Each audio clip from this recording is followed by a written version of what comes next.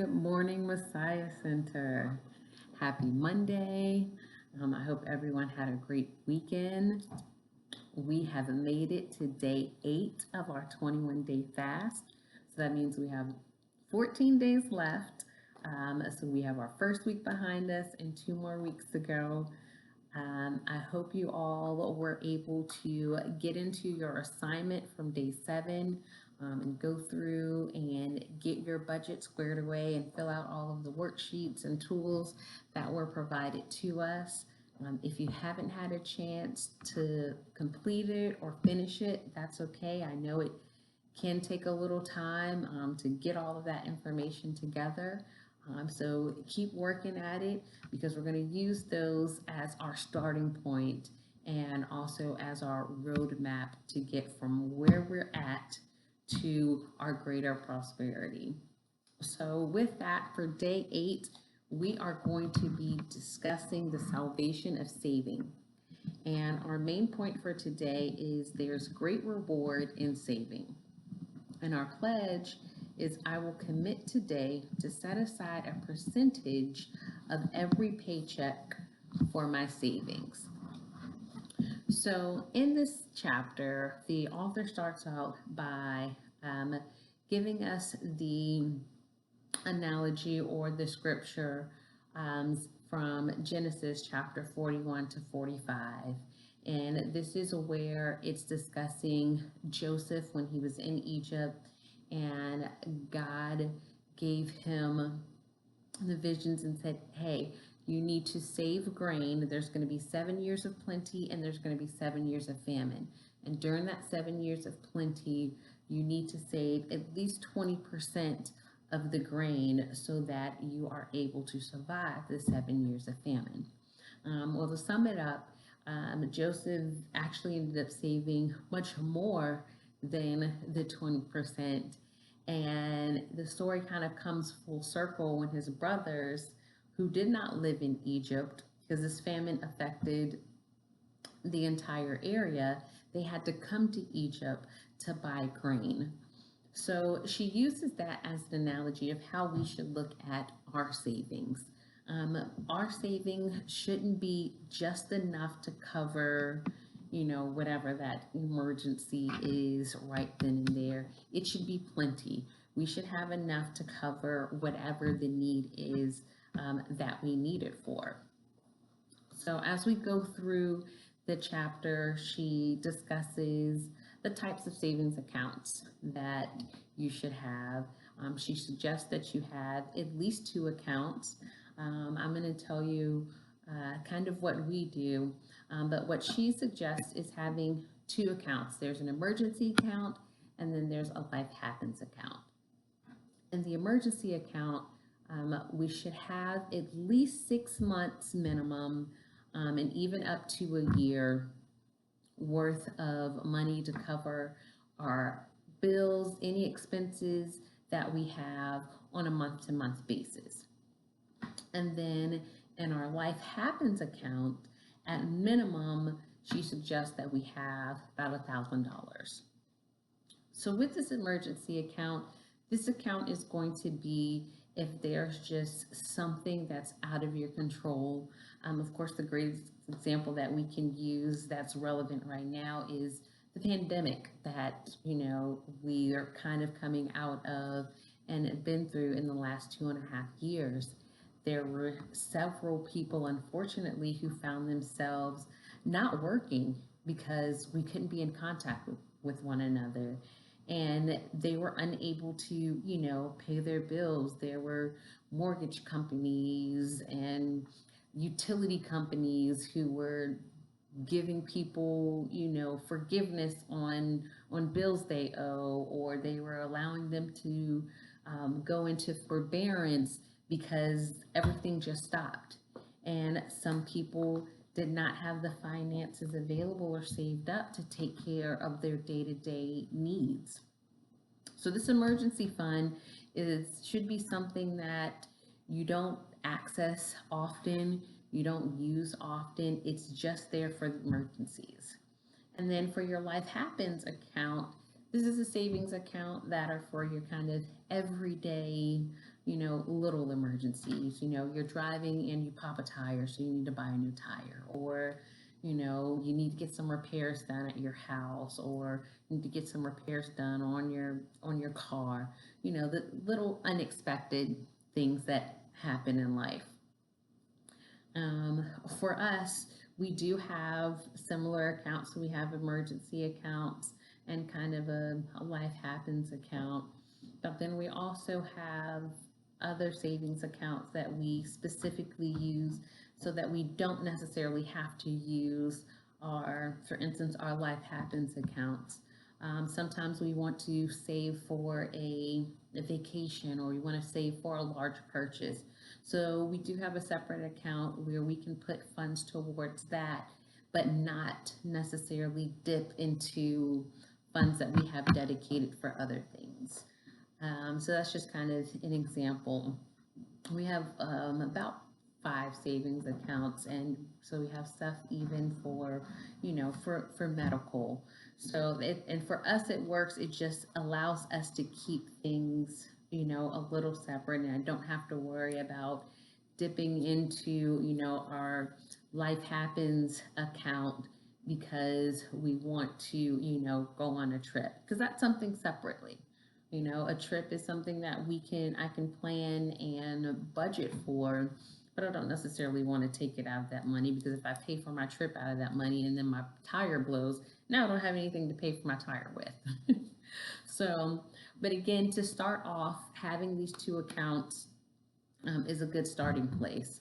The suggestion that she gives and that I utilize as well for our emergency account, it's a savings account that's not attached to anything. So it means in order for me to even get money out of that account, I physically have to go to the bank. She suggests having something that might even be internet based. So that's even more limited access. And the reason for that is because it's easy for us to go on our phone, go to the app if we're short, and just transfer the money from a savings account to our checking account.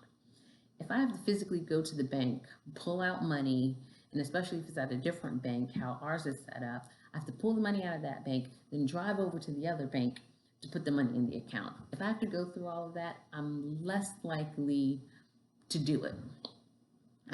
With your Life Happens account, I would suggest it is connected to your checking account or whatever account you use for your bills. Because, of course, in the case of an emergency, if your tire blows or you need to get car repairs, you don't really have the time to go to the bank, get money, and come back and pay the tire people. It's much easier and much more efficient to be able to just go ahead and transfer that money into the account and take care of what you need to take care of.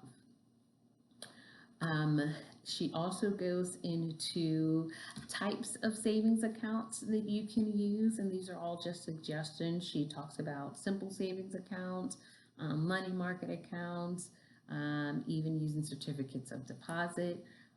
So any of those or any other areas that or types of savings accounts that you use, of course, you look into them and see what works best for you and your family. The other activity that we go over in this chapter is discussing our net worth. And she does use some spreadsheets where we can list our liabilities, and then we can also list our net worth information, just to see where we're at, to see our starting point for our net worth. So I encourage you to go through and fill those out as well. And then lastly, we're going to discuss the final topic of the chapter, and that is having a frugal mentality. And in this chapter, she uses her grandmother as an example and says that her grandmother worked as a nurse at this hospital for 25 years. So there was really no fear of her losing her job. However, her mindset was one of, at any given moment, I can be without a job or without income, and I need to be prepared. So again, coming through this pandemic is a perfect example of, so many Americans weren't concerned. They weren't in fear of losing their job. They go to work, day after day. They get their paycheck, every week, every 2 weeks, and things are fine. And then when the pandemic hit, it was like, wait a minute, how am I supposed to get food? How am I supposed to pay my, mortgage, my utility bills, my cell phone bills?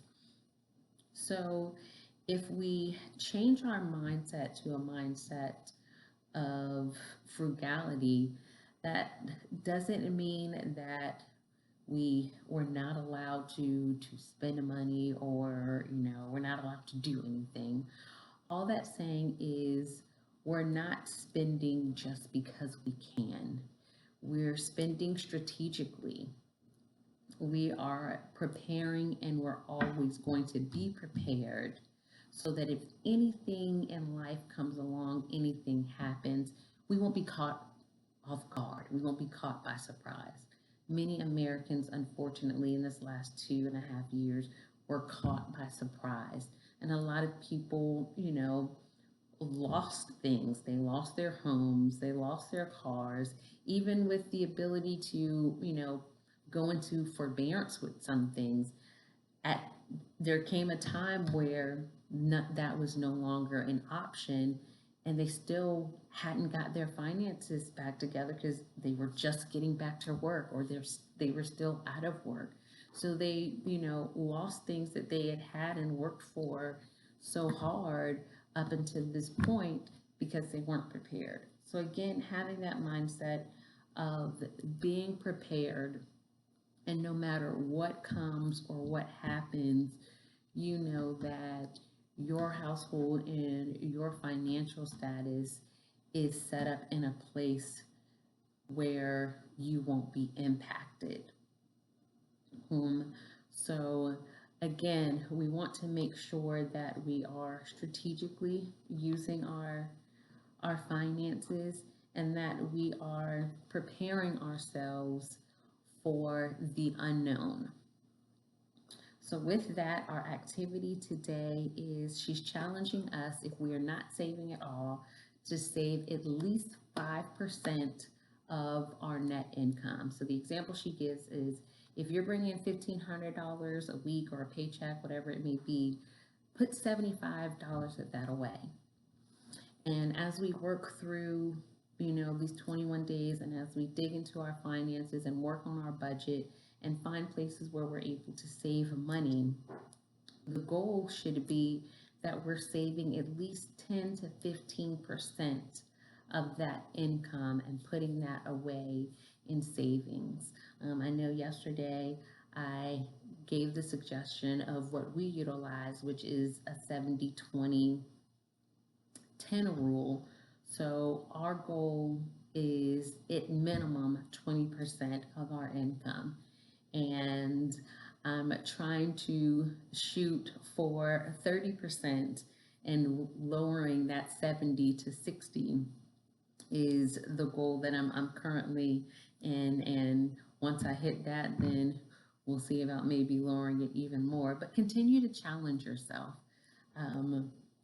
You can never oversave. So that's a good thing about it. You can never oversave. So again, continue to follow our pay regimen, where we are praying, we are acting, and we are yielding to the will of God. We look forward to the testimonies, and we look forward to speaking with you on tomorrow. Have a great day.